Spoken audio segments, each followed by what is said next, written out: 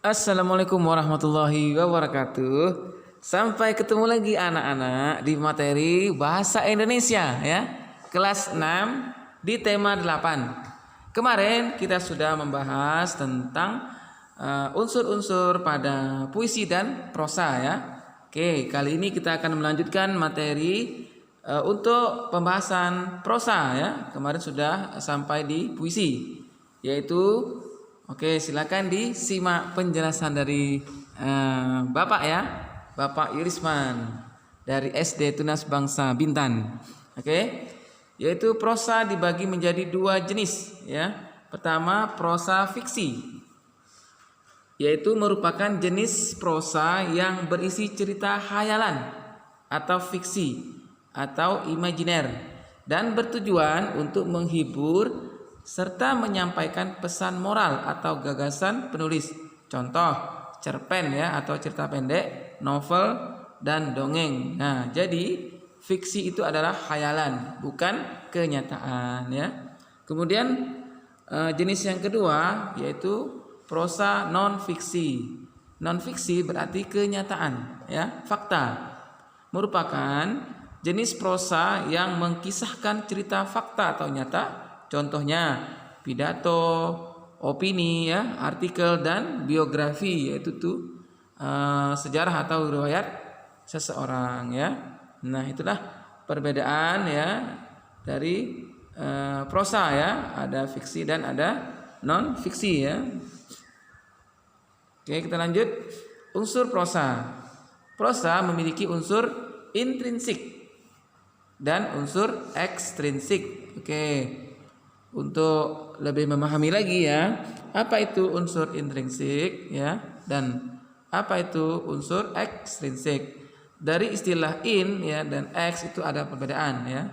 Kalau in itu biasanya unsur dari dalam ya. Kemudian kalau ex adalah faktor-faktor pendukung lainnya atau dari luar. Oke, kita bahas untuk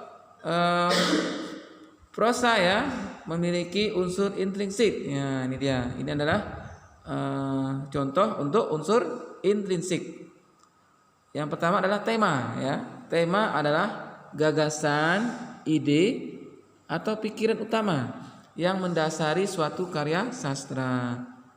Tema menjadi dasar pengembangan seluruh cerita. Ini adalah unsur intrinsik, yaitu amanat.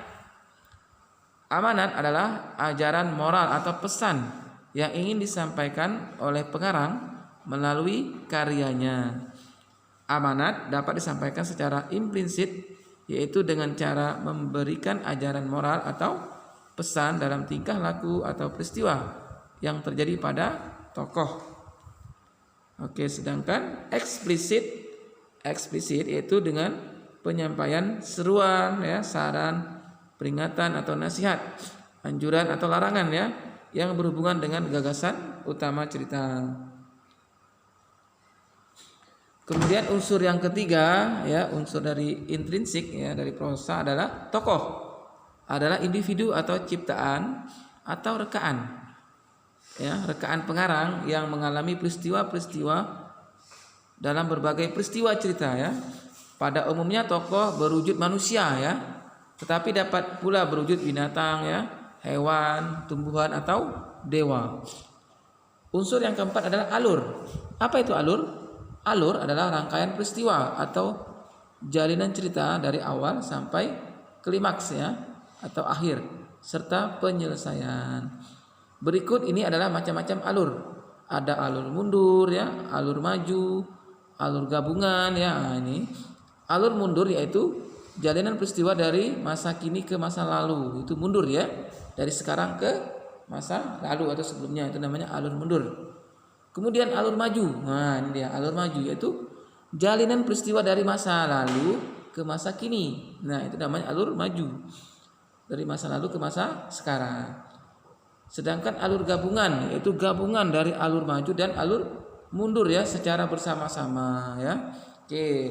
Kadang-kadang dia mengisahkan yang masa lalu ya, kadang-kadang masa kini, itu dia bercampur atau bergabung. Kemudian unsur yang berikutnya adalah latar. Apa itu latar? latar atau setting adalah bagian dari sebuah prosa yang isinya melukiskan tempat cerita ya.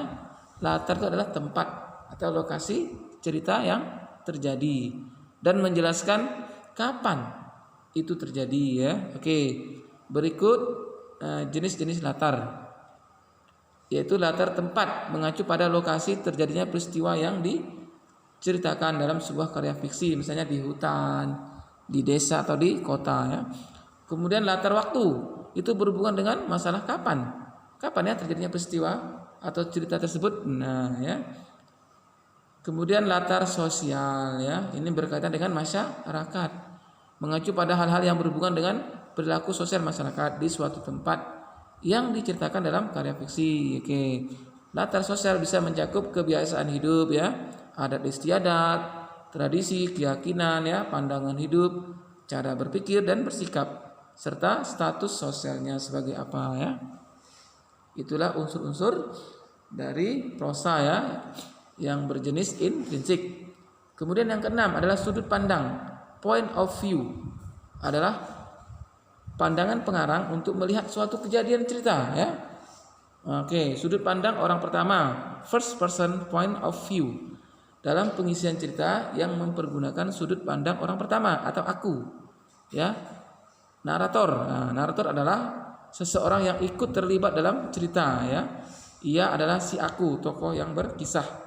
Nah, jadi dia bercerita tentang dirinya ya. Itu adalah narator.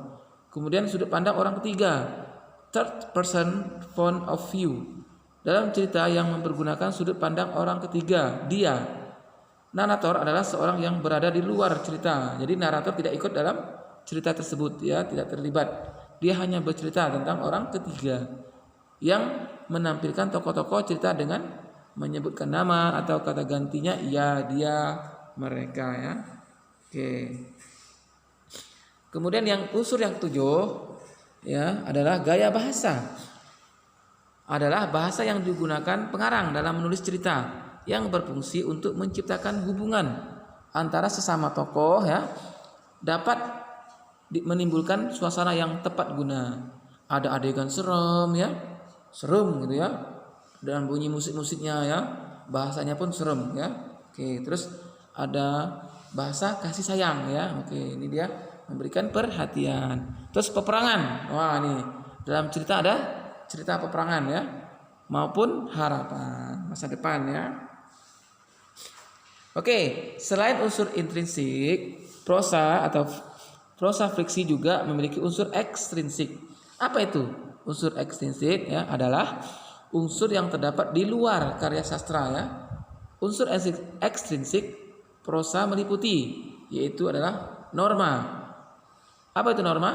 Yaitu aturan yang digunakan si pengarang dalam menulis prosa ya. Ada aturannya ya, tidak sembarangan dalam menulis cerita ya atau prosa. Kemudian biografi pengarang, yaitu daftar riwayat hidup si pengarang. Makanya setiap buku-buku cerita ada biografi atau data dari pengarang ya. Oke, itu namanya biografi. Itu adalah unsur dari ekstrinsik dari prosa ya. Di luar ya, di luar dari prosa. Oke, untuk materi kali ini cukup ya, tentang unsur-unsur ya, baik di puisi maupun di prosa ya.